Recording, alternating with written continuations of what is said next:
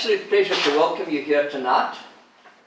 If you're anything like me and a child of a Second World War veteran, you've learnt a lot about the North African campaign and the European campaign. The Russian campaign was always something you read about in books. You never met anybody who'd actually been involved in it. It probably was one of the most brutal and savage campaigns. After all, the Russians did not sign the Geneva Convention. So the way that they treated each other's prisoners was only described as abysmal. So tonight, I think we will learn a lot more from Clyde about the Russian campaign, the way it was conducted, and the outcome of the war. We know about Stalingrad, we know about Kursk. Clyde will fill us in with the rest. Ladies and gentlemen, Clyde. Thank you. My name is Clyde Simpson, actually Arthur Clyde Simpson, but been called Clyde since I was 2 bricks and a ticky high. I'm deaf as a doornail and going blind. So while I'd hoped this would be more interactive, I'm going to have to come to you if you ask me a question with this little fancy app on my phone to find out what you're saying to me. While I've called this talk The Night Witches, it is, as Norman has said, about the war on the Eastern Front when Hitler decided to invade Russia. But I mustn't be like Joe Biden. I must stick to the narrative, otherwise I'm going to get lost.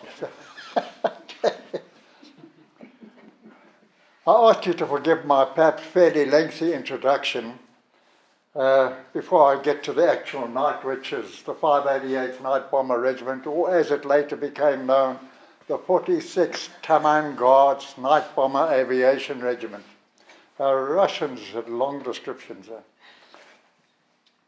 I believe it's necessary to go into this background just to understand why 800,000 Russian women and girls would volunteer. And when you read some of the things they did, the absolute patriotism, and it's more, when you think of the brutal, oppressive regime that they lived under, the communist regime, and it really was. If a pilot crashed his plane and it happened to land in enemy territory, the first thing the political commissar would say, "You try to defect, aren't you?" And they could face a tribunal and a firing squad just because the political commissar says, "I don't believe you, you're dead." That's what they lived under. And I hope this talk is seen for what it is. It's a tribute to brave young girls and young women who put their lives at risk for their country. They went in harm's way for their country. When we remember our own fallen on the 11th of November, we might spare a thought for them. Background. Treaty of non-aggression between Germany and the Union of Soviet Socialist Republics. This pact had also laid out German and Russian territorial limits with respect to Poland. Russia and Germany were going to share Poland. They were going to put a line down the center, say that's Russian, that's German. And they decided that here.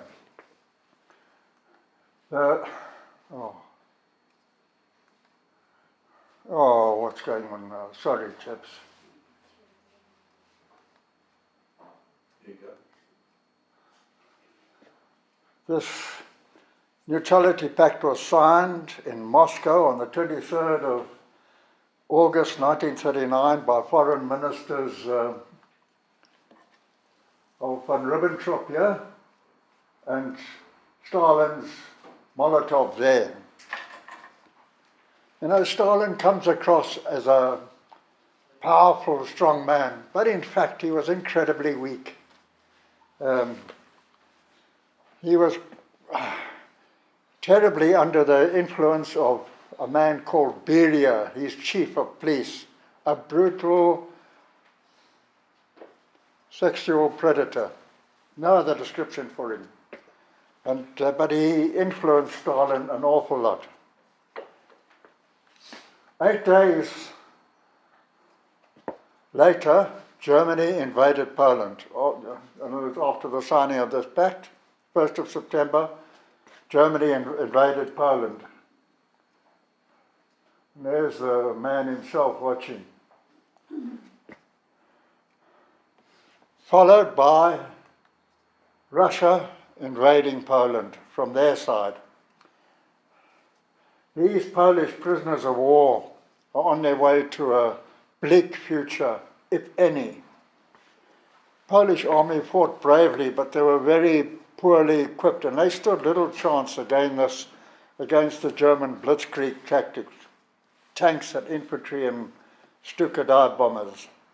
And so Poland was occupied and their suffering began. Am I talking too loud or not? Stalin's paranoid fear of possible counter-revolution led by military officers caused him, at Beria's suggestion,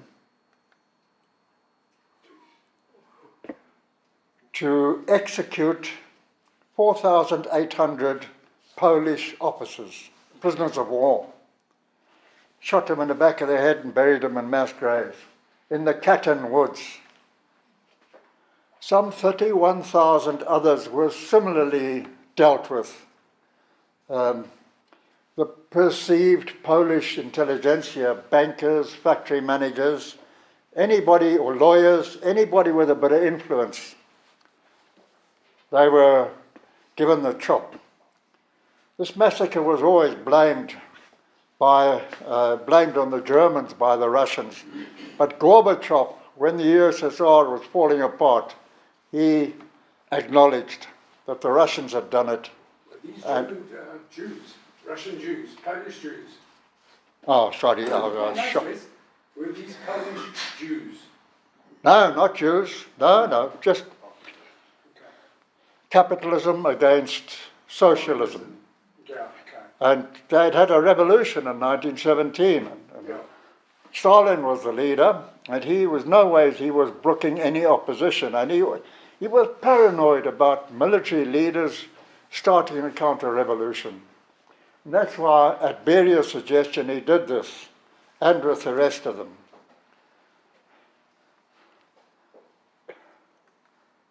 Oh, I've got to look at that screen. In the West, in the summer of 1940, the Battle of Britain had ended in defeat for Al Goring's Luftwaffe by the RAF, and it ended Hitler's Operation Sea Lion, the intended German invasion of England. Hitler now looked eastward for his Lebensraum, his living room. On the 22nd of July 1940, he had told his generals, I'm going to invade Russia. I mean, this non-aggression pact was still in force. I'm going to attack Russia. And he made clear to his commanders his intention, and to subjugate its people and to create living room for Germans. He ordered his Commander-in-Chief Army, Walter von Brauchitsch, to develop the plans. Didn't do a good job, von Brauchitsch.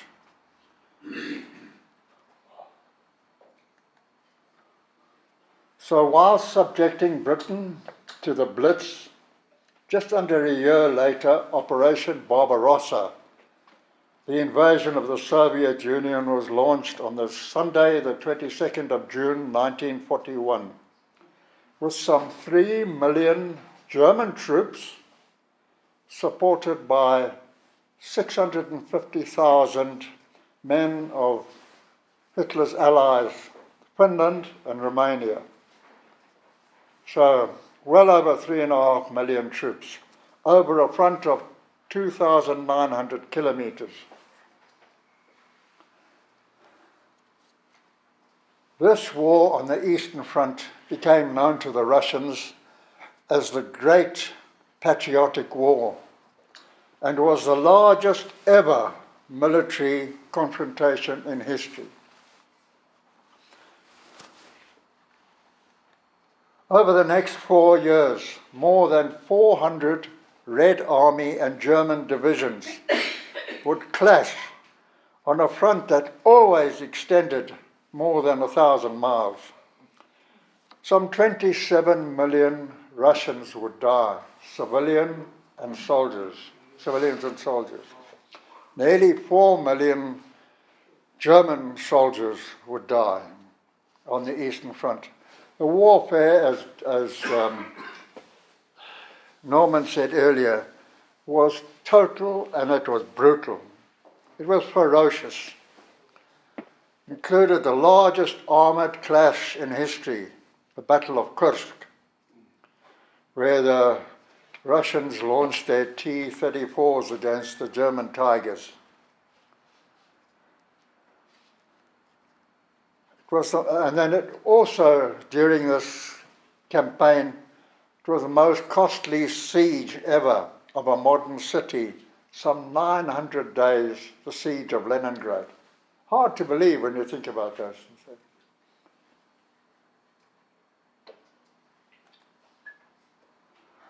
Utter devastation of thousands of villages. In due course, in terms of their scorched earth policy, the Russian people would destroy everything they had before they moved eastwards. They would even burn any bits of wood that were lying, just to be able to deny the Germans firewood.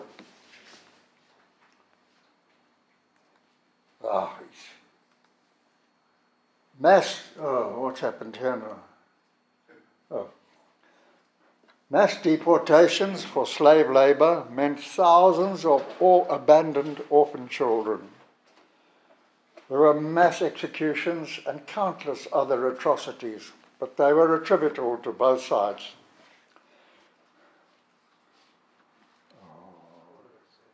Please forgive me. As I said before, due to Stalin's paranoid fear of a possible counter-revolution led by the military, in 1937, in his Great Purge, he had deprived the Russian military of 30,000 of his very best leadership, all either executed or languishing in the gulags, the labour camps in Siberia. Thus, at the start of Hitler's Operation Barbarossa, Russian army units, battalions, brigades, divisions were wiped out.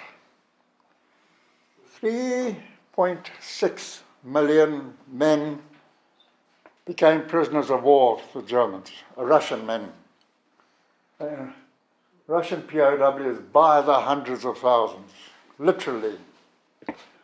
And it's an indication of the Nazis' contempt for the Slavic people, that of those 3.6 million, 50% died in captivity, whereas amongst Allied prisoners of war, 4 to 5% died in captivity.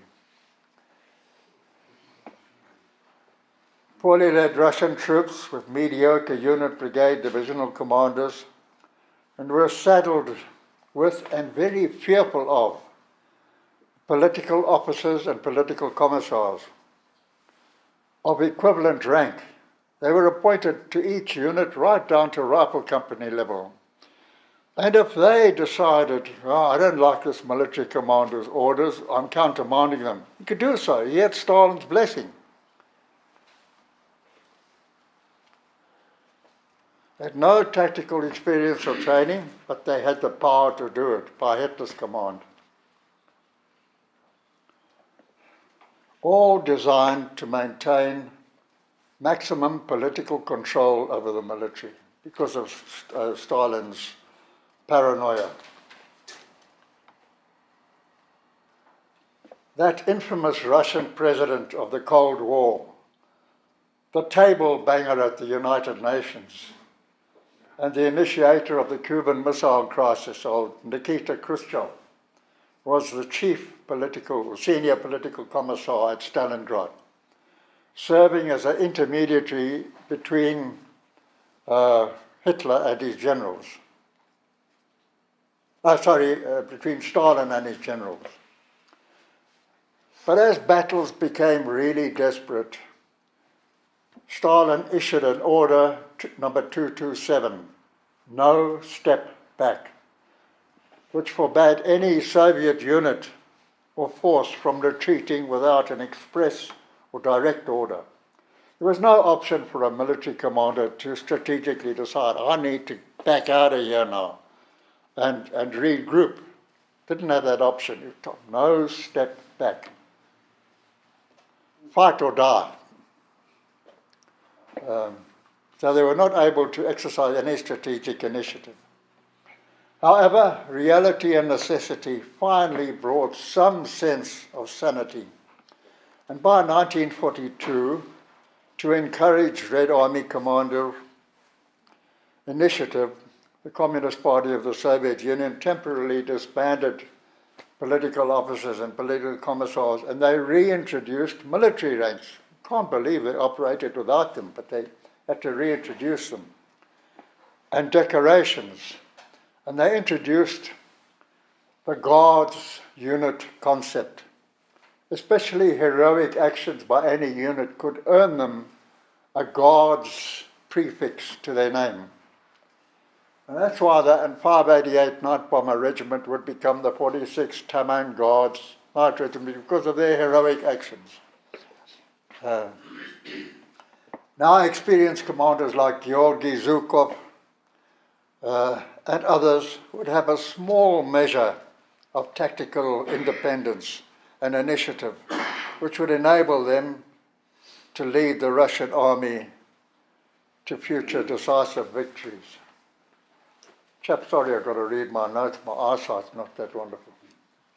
In launching Barbarossa, Hitler had ignored certain things. Number one, von Brauchitsch had not properly planned.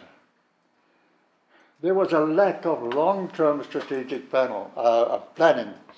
Hitler thought it was going to be a short war. They're going to walk over the Russians. The Russians are going to experience blitzkrieg and they're just going to give up.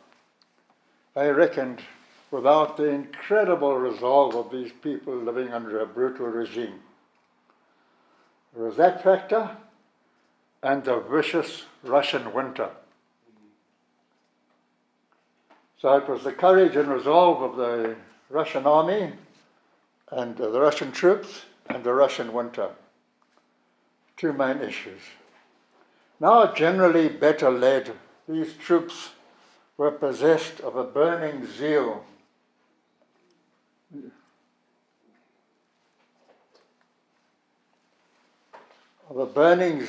to rid their motherland of the fascist enemy that had visited such chaos, cruelty, and suffering on them and their families.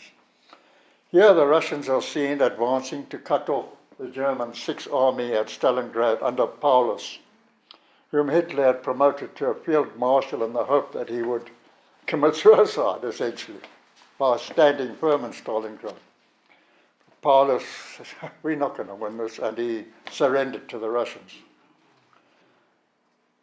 And from here they would commence their long haul to Berlin. Are you chaps all right, grog-wise? Do you want to take this chance now before we get on to women in the combat role to top up? Would you like to? Or? Yeah, carry on. We can go on. Question. Why was it called Operation Barbarossa? Hitler named it after Frederick Barbarossa, who in the 12th century was the emperor of the Holy Roman Empire. Barbarossa means red beard. I presume he had a red beard. I don't know. Frederick Barbarossa.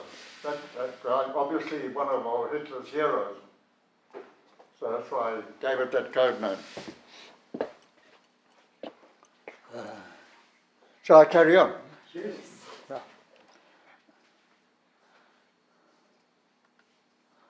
Russian woman in the combat role. Look at those beautiful girls.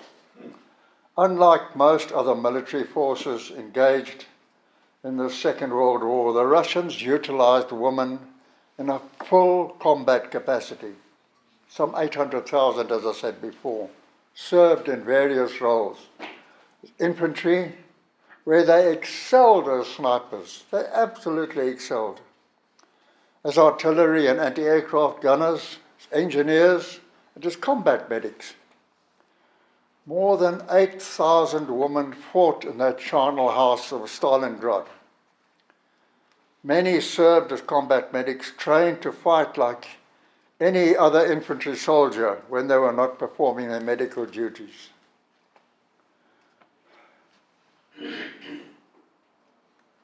Look at this beautiful girl, not yet 20 years old, Valeria Knarovskaya, a few days short of her 20th birthday when a German tank broke through the Soviet lines as she was treating wounded soldiers. She sacrificed herself by grabbing a satchel of grenades, threw herself under the tank, obviously blew the track off, and it killed that breakthrough. She was awarded posthumously the title Hero of the Soviet Union.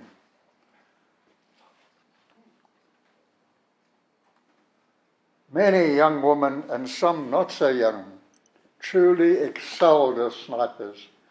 That excellent sniper rifle was a Mosin 9130 model. This had been the standard infantry weapon developed during the rule of the Tsars, the 1890s, 1891. It was a 7.62 by 54 millimeter cartridge, 3 millimeters longer than our standard NATO 51 millimeter long, the ones we used to use in the FN rifle and the R1.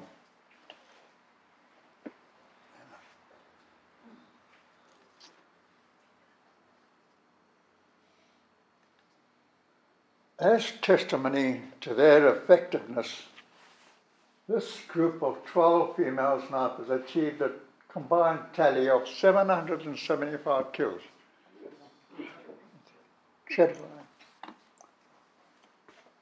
Let's just take a look. Let's just take a look at the caliber of a few of these women snipers and take note of their courage, daring, and skill at arms. Tanya Baramzina, a kindergarten teacher, joined the Russian Army 70th Rifle Division as a sniper, chalked up 16 kills, then parachuted behind the German lines and added another 20 kills before being captured, tortured, and executed.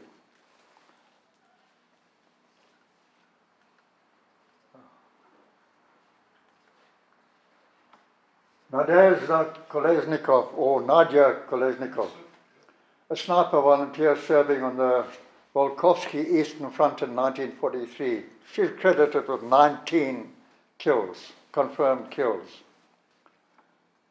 Look at this beautiful girl. Rosa Shanina, also age 20, joined up. She wrote twice to Stalin, asking to be allowed to join a reconnaissance company, which was their version of the Special Forces. First woman sniper to be awarded the Order of Glory. She chalked up 59 kills. She was attempting to save a Russian soldier, a wounded Russian officer, and she was mortally wounded by a shrapnel. Cut her chest open and disemboweled her, and she died the following day, 1945, 27th of January.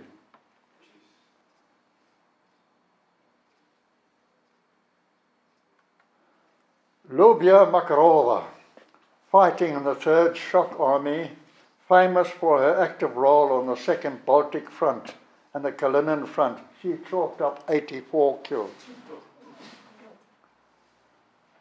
Now we come to the youngest of the Russian female snipers, Klavdia Kalugina, youngest sniper in the Red Army, joined up at 17, worked in a munitions factory, then entered sniper school, and fought in Poland and later in the Battle of Leningrad.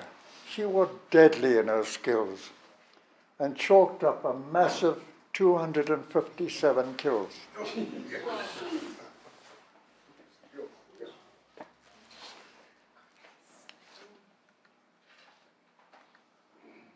Nina Pavlova Petrova, known as Mama Nina by her fellow snipers, probably the oldest Russian female sniper in World War II.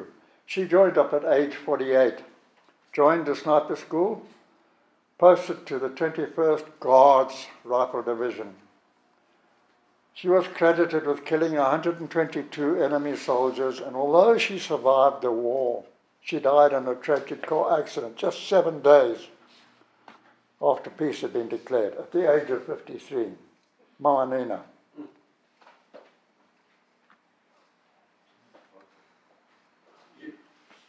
Lyudmila Pavlichenko, nicknamed Lady Death.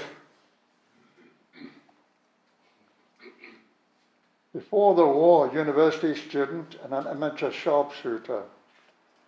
Attended sniper school at age 24. She was sent to the 25th Chapayev Rifle Division, probably the most successful sniper in history.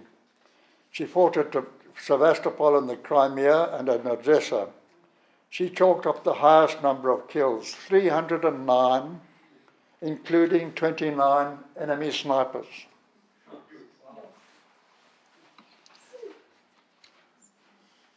Now we come to the beginning of our main subject of the night, the 588th Night Bomber Regiment, the Night Witches. Look at this beautiful girl.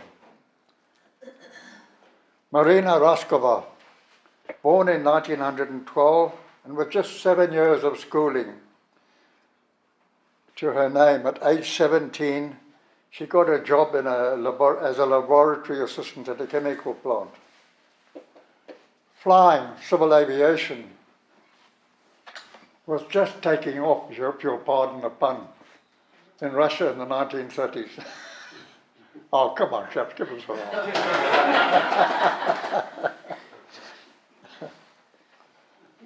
In 1932, at age 20, Marina joined the Air Navigation Laboratory of the Air Force Academy as a draftsman. A diligent student, she studied and mastered navigation and also studied the accompanying sciences: physics, higher mathematics, astronomy, radio engineering, meteorology, and many others. She excelled in her exams. She was brilliant. She became the first female navigator in Russia's emerging domestic military aviation sphere. At age 22, as an instructor, she taught navigation at the Air Force Academy. Age 22. She was not yet a pilot.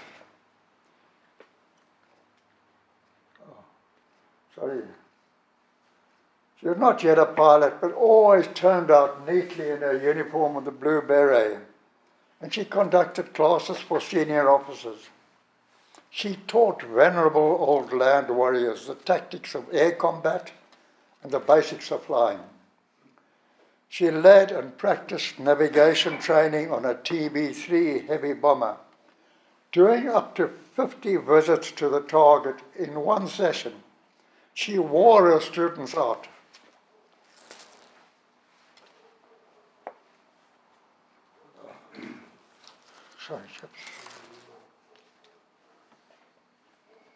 Finally, at the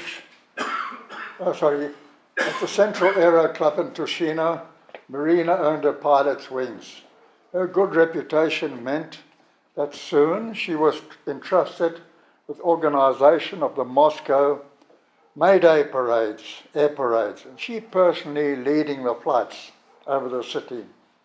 She was now a Moscow celebrity. At age 26, she became a consultant to the NKVD.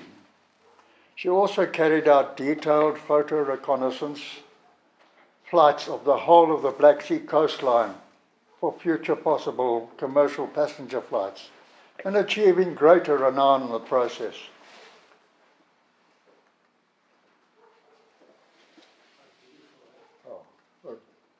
In 1938, together with her two crew members, Polina Osipenko and Valentina Kryzorovova, in a Tupolev Ant-37 bomber nicknamed Rodina, in other words, Motherland, She made a non-stop flight from Moscow to the Far East of more than 6,400 kilometers, setting a woman's world record. All three of them were awarded the title Hero of the Soviet Union. In the summer of 1941, as Hitler launched Operation Barbarossa, Marina Roskova sought Stalin's permission to create a female combat aviation unit. She had no compunction in using her personal contacts and her celebrity status, no compunction in approaching Stalin in order to achieve this aim. He gave his permission, and she brought no less than 3 aviation regiments into being. The 586 Fighter Regiment, flying Yak 1 and later Yak 9 fighters. The 587th Night Bomber Regiment with Policarpov P2 dive bombers, twin-engine dive bombers. And then the 588th Night Bomber Regiment, flying small 1928 vintage wooden canvas biplanes, Policarpov P2 or U2 as it was also known. This regiment is the subject of our final subject of our talk this evening. Sadly, Marina Roskova, herself commanding the 587th Night Bomber Regiment, did not live to see victory, to celebrate victory. She was killed when her aircraft crashed in bad weather at the front as she flew to her new squadron base near Sarato, near Stalingrad on the 4th of January 1943. Commander of the 588th, Major Yevdokия Biesanskaya, tough-looking cookie, eh? Don't mess with her. She commanded the 588th Night Bomber Regiment, and it's the exploits of this unit that we're looking at now. Her pilots were all exceptionally brave young women, aged between 17 and 26 years old, some scarcely out of their teens, but all filled with a burning desire to rid their country of the enemy. Immediately, many young girls sought to join these squadrons. Their heroine, Marina Roskova, traveled the country looking for pupils of flying clubs and flying schools. Not all became pilots, but the units were initially exclusively female, from pilots and commanders to mechanics, cooks, and technicians. In due course, a few males would be allowed into the 586th Fighter Squadron and the 587th Dive Bomber Squadron due to casualties. But the 588th remained exclusively female to the end of the war. As previously stated, the aircraft was a 1928 vintage Policarpov P2 or U2 biplane, designed originally as a crop sprayer or a training aircraft, constructed of wood and canvas. Note these vertical wing struts and the wire cross bracing in the wings. The wind whistling over those wires gave the German soldiers the idea of calling them the Night Witches because they sounded like witches on broomsticks. PO2's maximum payload was 260 kilograms. So its small bomb loads comprised either 2 120 kilogram bombs or 6 50 kilogram bombs at a push, or a combination of 4 50 kilograms plus 4 to 6 rockets. Maximum speed was 94 knots, 154 kilometers an hour, well below the stalling speed of the German fighters Messerschmitt 109 and the Focke-Wulf 190. Let's have a look at some of their combat record and tactics.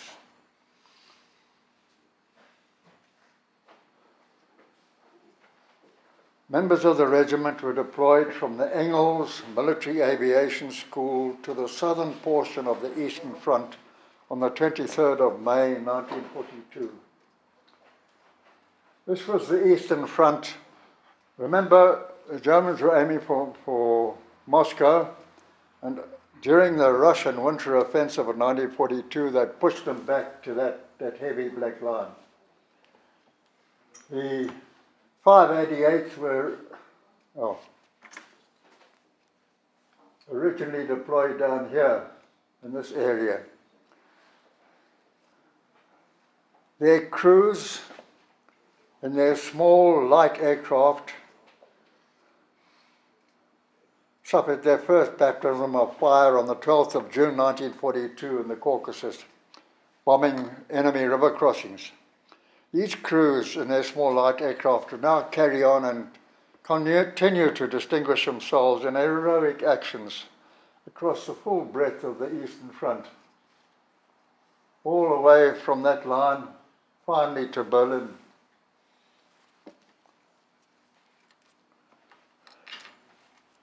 From the Caucasus to the Taman Peninsula opposite the Crimea, all the way up to Gdansk. The 588's truly daring and heroic actions in the Taman Peninsula, in that area there, earned them that Guards title. They now are renamed the 46th Taman Guards Night Bomber Aviation Regiment. They would in due course see action all the way to the outskirts of Berlin in 1945. Haven't got enough hands. These brave young women were initially viewed by crusty old commanders with no little misgiving. One is reputed to have said, "I asked for soldiers and they sent me these girlies." They'll soon show him. Here we see a crew receiving their final briefing. These brave girlies flew a total of over 23,000 sorties.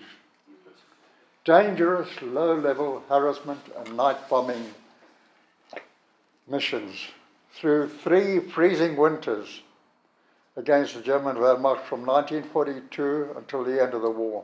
They dropped over 3,000 tons of bombs. Remember, they were small bombs. That's a big number. And 26,000 incendiary shells. Because of payload limitations and their low-level bombing tactics, the crews wore no parachutes. It wouldn't have opened in time if they'd had to jump. By the end of the war, many of the crews had each flown over 800 missions. Irina Savrova flew a record of 1,008 sorties. Katya Ryabova and Nadia Popova, who was the deputy commander of the 588 at a point in time, flew a record of 18 sorties in one night. The reason they flew so many sorties that they were always deployed so close behind the front line that their sorties were short hops from forward airfield to the target. In spite of their harsh life and the role they had to fulfill, they never lost their femininity. They used to use their map markers, the China graph pencils, as lipstick, and would paint flowers on their aeroplanes, on their planes. Here's Nadia Popova standing, and that looks like Irina Savrova, and filling out reports while they relaxed during the day. Remember, all of their missions were night bomber missions. Oh, excuse me, sorry, sir. Deputy Commander of the 588, Nadia Popova, was one of the most highly decorated members of the unit, who earned the title of Hero of the Soviet Union, the Gold Star Medal, the Order of Lenin, and 3 Orders of the Red Star. She flew a total of 852 sorties over the course of the war. Shot down 3 times, but survived. She survived the war and lived to the ripe old age of 91. She was interviewed just 14 years ago, 2010.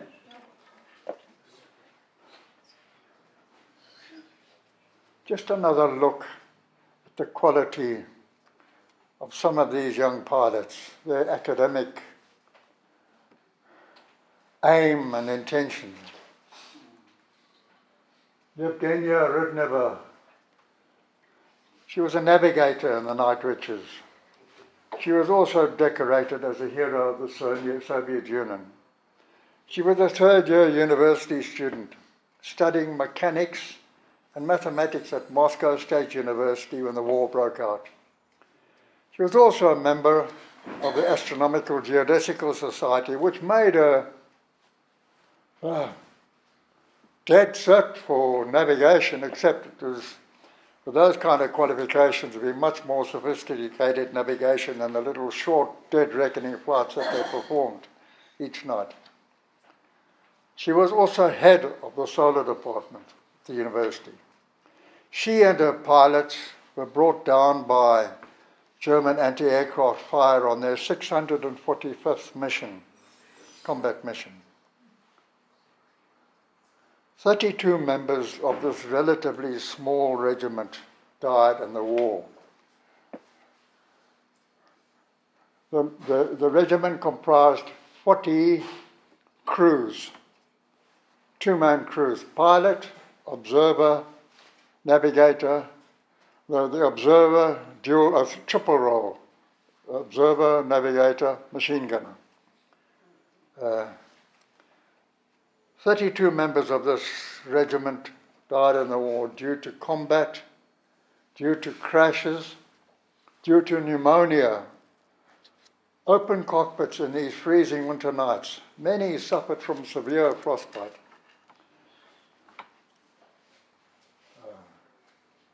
Oh, come on. No. Forgive me, chaps. Wrong button.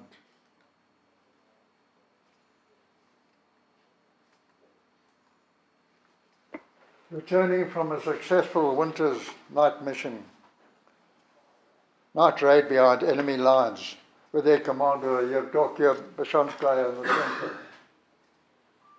There's the tough cookie.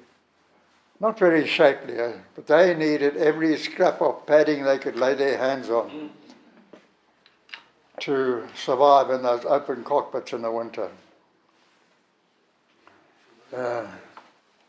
Freezing wind chill.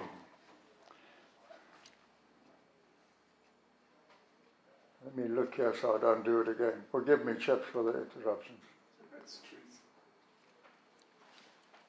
At peak strength, as I said, the regiment comprised 42-member crews, pilot, observer, navigator, machine gunner. Here's Irina Sabrova, who flew the 1008 missions, and a fellow pilot in front of their PO2 bomber. The limited payload of these planes, these successful girlies flew, meant they had to do at least 8 missions to achieve the bombing aim of the operation. In other words, commander said, I want so many tons of bombs on that target. And they had to fly the number of missions to achieve that with a small payload.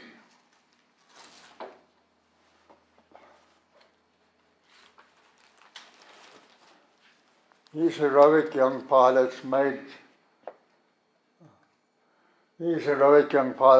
daring use of the exceptional maneuverability of their obsolete and slow aircraft at very low levels, with their maximum speed slower than the store speed of the German fighters, as I said. By the time they were spotted, the German pilot and got him in his sights, he would almost already have overflown them. overshot them.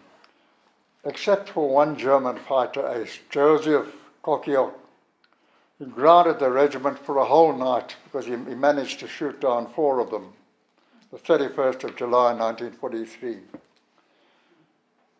The famous attack technique of these brave young women was to have 1 or 2 planes fly in as close as possible to the German positions to draw anti-aircraft fire and the searchlights. Once it started, 2 or more other planes would descend. They'd idle down and glide in with the wind whistling through the wind cross bracing. And over the searchlights or gun flashes, drop their bombs. Then they'd throttle up and push off. Wehrmacht soldiers likened the sound of the wind in the wind cross bracing to witches on broomsticks and gave them that title, the Nachthexen. After their bomb release, they would throttle up and dash off. German soldiers said that their engines sounded like sewing machines. Their bravery and determination and willingly drawing enemy fire was part of the Night Witch's heroic story from the very beginning. The 46th Taman Guards Night Bomber Aviation Regiment, the Nachthexen, was the most highly decorated female combat aviation of those 3 in the Soviet Air Force. A total of 23 of its members were awarded the title Hero of the Soviet Union. Their wartime deputy commander, I missed that one. Their wartime deputy commander, Nadia Popova, we saw earlier, interviewed in 1910 by historian Albert Axel, looked back on her time in the legendary 588 with a mixture of astonishment and pride and said, when the wind was strong, it would toss the plane around. In the winter, when you'd look out the side of the cockpit to see your target better, you got frostbite. Our feet froze in our boots, but we kept on flying. I sometimes stare up into the blackness and close my eyes. I can still imagine myself as a young girl up there in my little bomber. And I said to myself, Nadia, how did you do it? On the 15th of October 1945, the regiment was disbanded and its surviving members went quietly into history. Tonight we remember them and salute their daring, their courage, their sacrifice and their brave selflessness. Thank you for listening to me.